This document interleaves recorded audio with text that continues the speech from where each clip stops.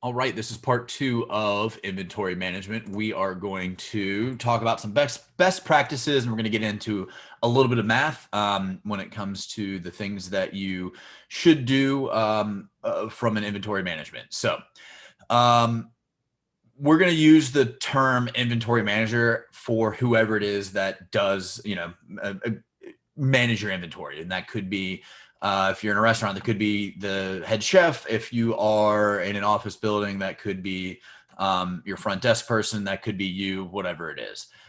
So for this inventory manager, for lack of a better term, they are in charge of most or all of the ordering for your business. We suggest that you have one because it reduces confusion in terms of who's ordering, what they're ordering, when they're ordering, what needs to be ordered, et cetera, et cetera. Having that central person in charge of all of that just helps reduce all that confusion. And having that person also helps build relationships with the vendors. So you can get better pricing if they're, personable, if they build a relationship with the vendor.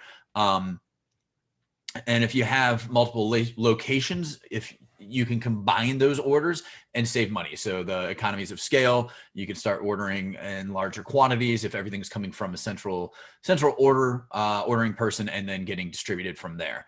And then the other thing that obviously with all vendors, you want to make sure that you have backups. So if vendor A runs out of product, you can always call vendor B. We're going to talk about PARs, safety stock, lead time, and economic order quantity now.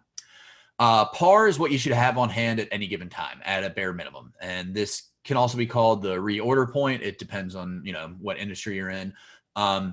And this PAR or reorder point could also include product that's in transit or, depending on the lead time. So what's a lead time? It's basically if I order product from my vendor today and they have a lead time of 7 days, I'm going to get that product in theory 7 days from now.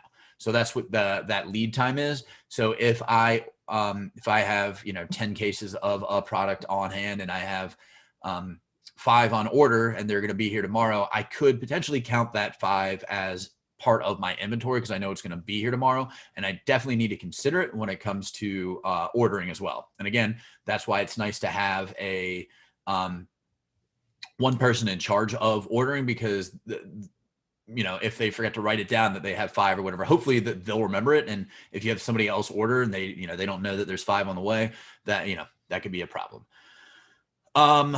The PAR is generally, or the reorder point is generally equals the average amount you go through within that lead time. And depending on the product, you might want to have a little bit of cushion in there. So let's say you go through your lead time is 7 days with the vendor and you go through 10 cases of a product in 7 days.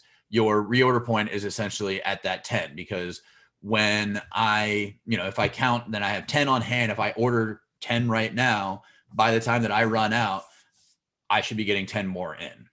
The idea of having a little bit of a safety stock in there, that cushion, is a good idea, because if that truck gets delayed or you have a run on product or whatever it is, you have an extra 20% that you keep on hand just in case, so you don't run out.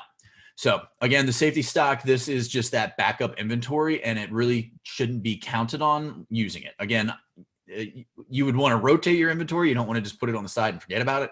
But that safety stock is not something that you really consider a part of your inventory. It's there just in case.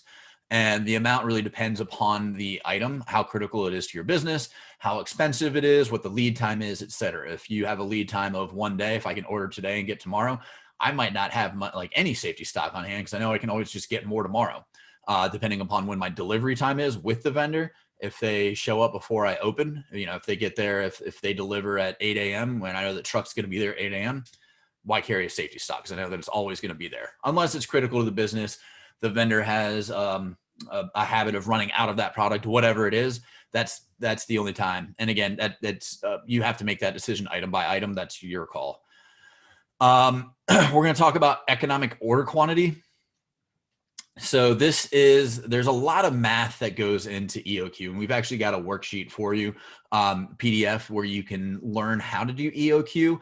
And it's great, especially for, if you've got, let's say, a warehouse and you distribute a lot of products or whatever, and you have a lot of stuff coming and going, you want to have that EOQ set correctly so that you're not wasting money in terms of ordering too often, not ordering enough, storage costs, all of that.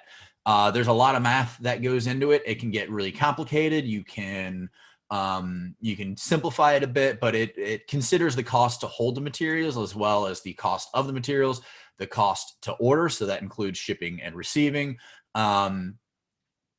the cost to move the product, like all of that stuff gets factored into economic order quantity. And once you figure out all of those pieces and you plug it into that equation, it's going to tell you that you need to order X amount every so often, whatever, like it'll tell you that you're going to need to order 50 cases every 13 days.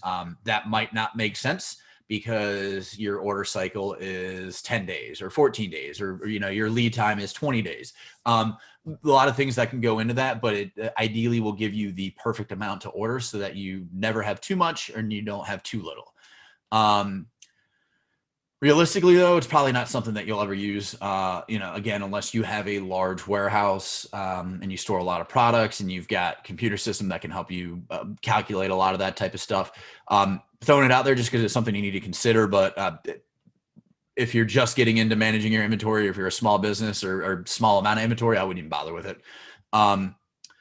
Ordering, though, when you order, you should obviously group your items by the vendor, and you need to determine the order minimums for each of those vendors.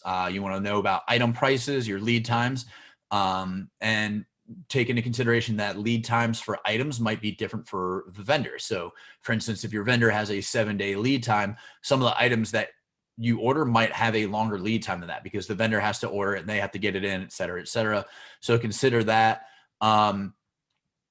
You want to consider these order up to levels. So again, that it's kind of like a combination of your par slash reorder point and your safety stock. So every time that you get to a certain amount, you want to order up to a certain amount. And that's will factor in your lead times, your daily usage, average use, all that type of stuff. You want to do the math, and I'm not going to do anything like that on the video because this is all spoken, but we have the worksheets which you can check out, which will help you with that. It's really just a balancing act of making sure that you have enough in stock at all times, but not too much. If you have items, if you carry, items that have expirations, you need to consider that. And then you also want to consider bulk discounts because if you can afford to buy it and store it and it's not going to go bad, and it might make sense to go ahead and buy that bulk discount versus buying by the each or what you need per order. And then just like a quick piece of advice, if you run out of something too often, or if you just seem to always have too much sitting around, just check your pars first. Check your pars, check your lead times, check all the numbers, and then just kind of go from there. And again, it's a balancing act. There's a lot of kind of gut instinct, and we could talk about how precise it is, but again, we're dealing with people and fads and trends and all of that, and what's popular today might not be popular tomorrow, but then it'll be popular again next week. You never know.